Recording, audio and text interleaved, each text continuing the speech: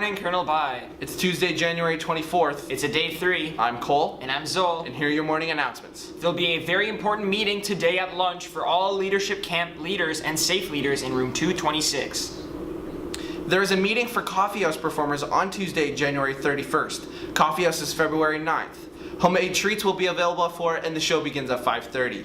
It will be a fundraiser for the Murray Gatto School and the Wema Center Orphanage in Kenya.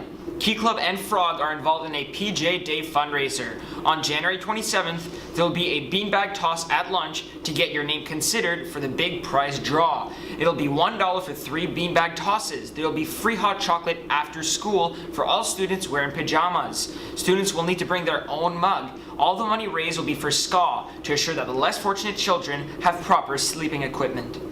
The club's summit meeting is changed to Thursday, February 2nd, after school in the library. If you've applied to the University of Western and have a 90% and above average in all 4U or M courses, you should apply for the Western's National Scholarship Program. It includes a variety of scholarships. Some are valued at $65,000. Colonel Bai can nominate 4 students, but hurry up, applications are due February 1st. There will be a yoga club meeting today in Gym C at lunch. All are welcome. No experience is necessary. Bring some comfy clothes and start the week off well with a good stretch and relaxation. Hope to see you there. Dance Club is starting on a new piece of choreography today in Gym C at lunch. No experience is necessary. Black History Month is Thursday, February 2nd at 6 p.m. Tickets are $7 in advance and $10 at the door.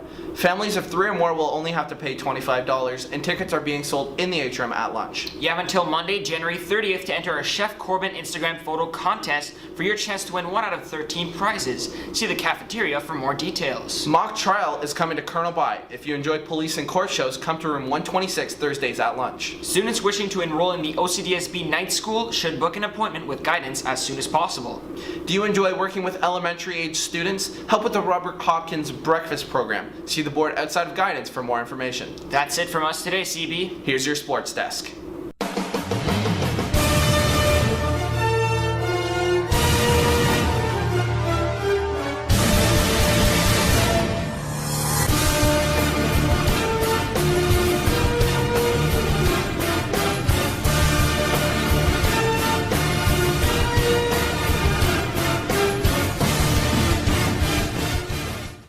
Good morning, Cougars. I'm David McNair. And I'm Daniel Oladejo, and welcome to this week's edition of Sports Desk. It was a busy week for our Cougars. Let's go see how they did out there. Our senior girls volleyball team played Franco West and won 3-1. And we got a chance to check out the junior boys basketball team take on Notre Dame at Notre Dame. Let's see how that played out.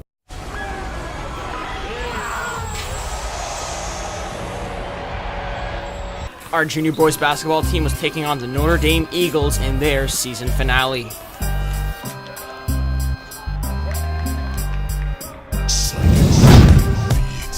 The boys would have a great start to the game, putting many points on the board with layups such as this one.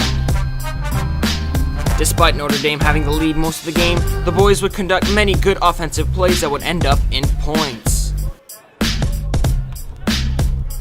Despite their valiant efforts throughout the game, the boys would lose this one, 56-29. Kudos on a great effort, boys, and on a great season. And then we got a chance to go check out our senior boys basketball team take on St. Pete's. Let's go see how that went. Tier 1 basketball action would see our Cougars take on the St. Peter Knights in what would turn out to be a very close battle. This game would be one of redemption for the Cougars as they would look to get a much-needed win after a tough season. And this would be evident in the first quarter as the Cougars would come out looking to make a statement, as we can see here from Ian White, who steals the ball and takes it all the way for the fast break bucket. It would be 8-6 for our Cougars at the end of the quarter. The second quarter would see much of the same from our boys, with Ian White again dispossessing the opposition and taking it all the way for the easy 2.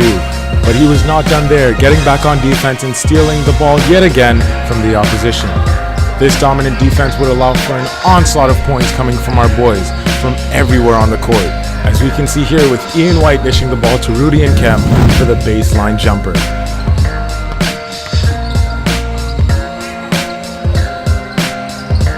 In the third quarter, Kevin Zhao would look to get in on that action as well, hitting a pair of threes like it was nothing.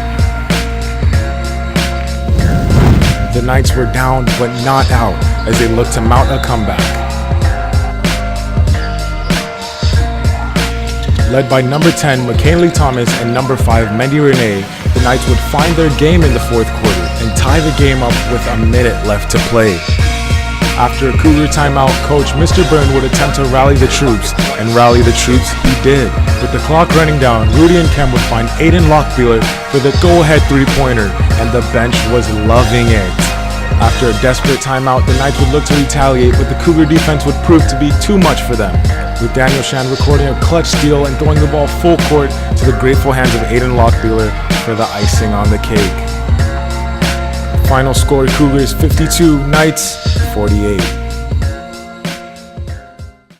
Great game, boys. Way to stick it out till the end. Well, that's it from us Cougars.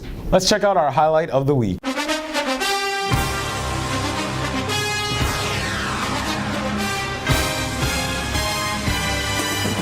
In this week's highlight, we have Aiden Lockbeeler coming up clutch with under a minute left with his winning three-pointer. So back to what I was saying. Could be us.